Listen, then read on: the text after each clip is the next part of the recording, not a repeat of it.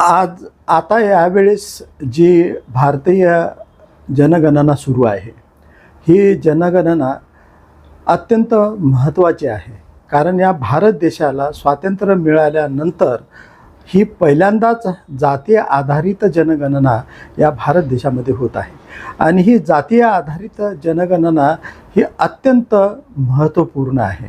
त्या प्रत्येक जातीय समूहासाठी आणि त्यांचा उल्लेख यथोचित आणि अत्यंत काटेकोरपणे व्हावा यासाठी हे जातीय जनगणना अत्यंत महत्त्वपूर्ण आहे.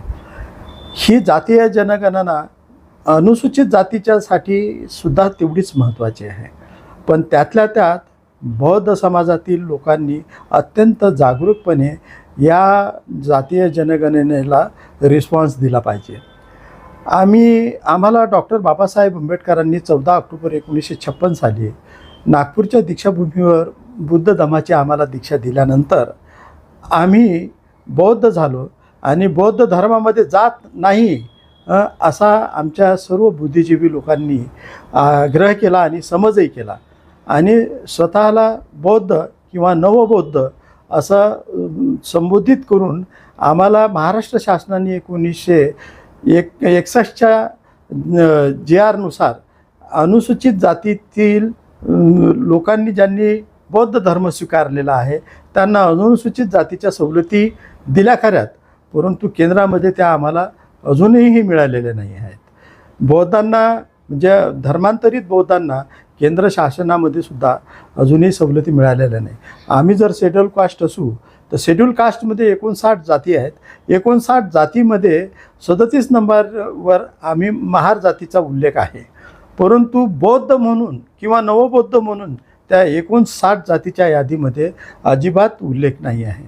मागची जी जनगणना झाली त्या मागच्याच जनगणनेमध्ये आमच्या समाजातील बऱ्याचशा लोकांनी जातीच्या कॉलममध्ये बौद्ध धर्म लिहिला आणि बौद्ध धर्म लिहिल्या कारणाने ते धार्मिक अल्पसंख्याकांच्या यादीमध्ये समाविष्ट झालेत आणि जातीचा कॉलममधून त्यांचं नाव निघालं. अनुसूचित जातीची या महाराष्ट्रामध्ये जवळपास 60 ते 70 लाखांनी लोकसंख्या कमी झाली. त्याच्या पाठीमागचं प्रचंड मोठं कारण हे आहे की बौद्ध धर्मांतरित बौद्ध समाजातील लोकांनी जातीच्या कॉलममध्ये महार लिहिले नाही जात, आणि त्या कारणाने ही जातीची लोकसंख्या जी आहे, महारांची लोकसंख्या ही कमी झाली, अनुसूचित जातीची लोकसंख्या कमी झाली. त्याचा दुष्परिणाम असा झाला की विधानसभेच्या जवळपास 7 ते 9 जागा कमी झाल्यात आणि लोकसभेच्या 2 ते 3 जागा देखील कमी झाल्या. हे राजकीय आरक्षण तर आमचं कमी झालंच झालं आहे, पण तुमच्या माहितीसाठी सांगतो की वैद्यकीय महाविद्यालयामध्ये असलेलं आमचं आरक्षण ते सुद्धा कमी झालेलं आहे. म्हणजे त्या जागा ज्या वाढायला पाहिजे होत्या जातीच्या टक्केवारीमध्ये वाढायला पाहिजे होत्या त्या वाढल्या नाहीत. 13% ते 13% राहिलेले आहेत. तर त्याच्यामध्ये वैद्यकीय महाविद्यालयाच्या राखीव जागा ज्या असतात त्याच्यामध्ये आमचं नुकसान झालेलं आहे.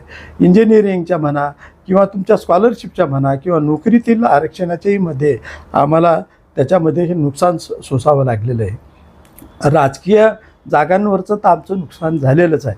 तेवढेच आमचे जास्त आमदार निवडून आले असते तर आमच्या समाजाचं अनुसूचित जातीचं रिप्रेझेंटेशन विधानसभेमध्ये म्हणा लोकसभेमध्ये ते वाढलेलं असतं आणि तेवढेच प्रश्न आमच्या निवडून आलेल्या कोणत्याही पक्षामधून निवडून आलेल्या अनुसूचित जातीच्या व्यक्तीने ते अनुसूचित जातीचे प्रश्न सभागृहामध्ये विधानसभेत असो किंवा लोकसभेत असो मांडण्याचा प्रयत्न केला असता त्यांचं कल्याण झालं असतं, त्यांचा निधी झाला असता, त्यांच्या वस्त्यांचा विकास झाला असता, समाजाचा विकास झाला असता. परंतु हे जातीच्या कॉलममध्ये महार न लिहिणे आणि फक्त बौद्ध लिहून आपण जनगणनेच्यासाठी ओके करणे हे बरोबर नाही. यावेळेसची जनगणना जात म्हणजे जातीच्या कॉलममध्ये जातच लिहावं लागते.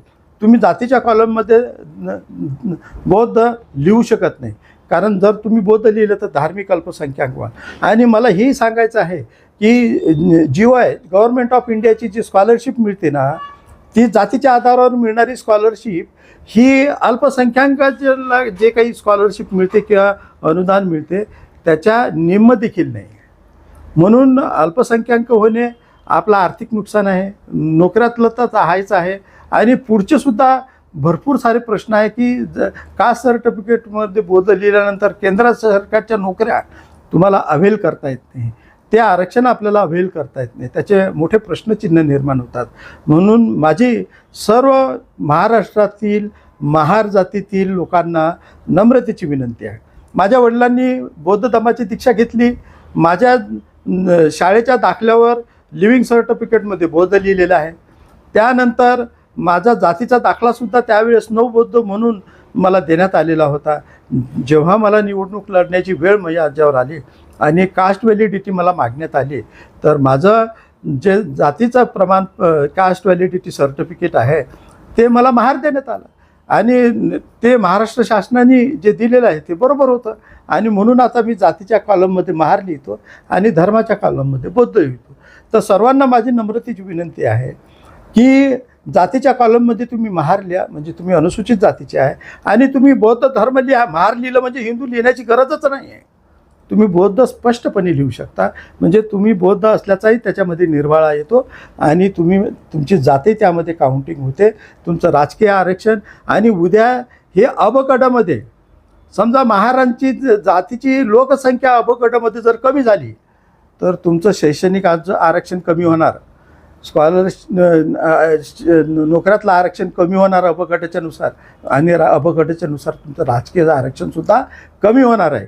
म्हणून यावेळेस आता ह्या अबगटाच्या आंदोलन जे सुरू असताना, सर्वोच्च न्यायालयाचे निर्णय आले असताना, बौद्धांनी आपली जात महार लिहावी आणि धर्म बौद्ध लिहावा. हा धर्म धर्माच्या जागी आहे आणि जात जागेच्या जागी आहे. हिंदू, जैन, बौद्ध, शीख या